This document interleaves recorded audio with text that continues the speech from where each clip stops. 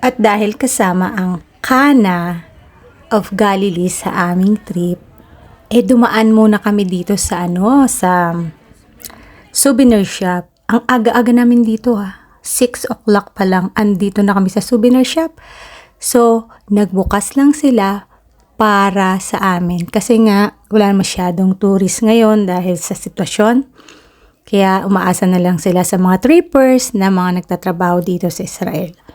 So, ito po mga 6 o'clock something. Andito kami para naman makatulong, kumita naman sila.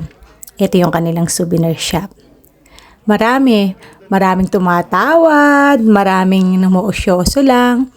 Ako bumili lang ng 2 ref magnet. Kasi ang hirap ding mamili, mabigat. Kasi simula pa lang namin, wala pa nga kaming napupuntahan. Kaya hanggang tingin lang ako, ang gaganda kasi. Pero marami na akong nabili na halos may mga ganyang design. Marami silang tinda. Nakakaaliw.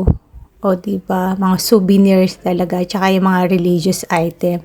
Meron din mga pangkikay, yung mga yan. Yung mga may sing-sing. O naman keychain, o naman anik-anik, may t-shirt, sombrero. So, depende sa inyo kung ano yung magugustuhan nyo. Ako, tama na sa akin yun nga, yung ref magnet. Ang dami rin, meron din ditong olive oil at saka wine. Barata na nga sila dun puro tawad. Alam nyo naman, pag Pinoy, mahilig sa tawad.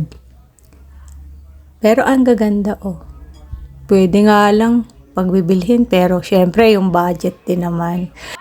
So, yun lang mga kabebang. Sana nag-enjoy kayo at kahit paano naipasyal ko rin kayo dito sa souvenir shop.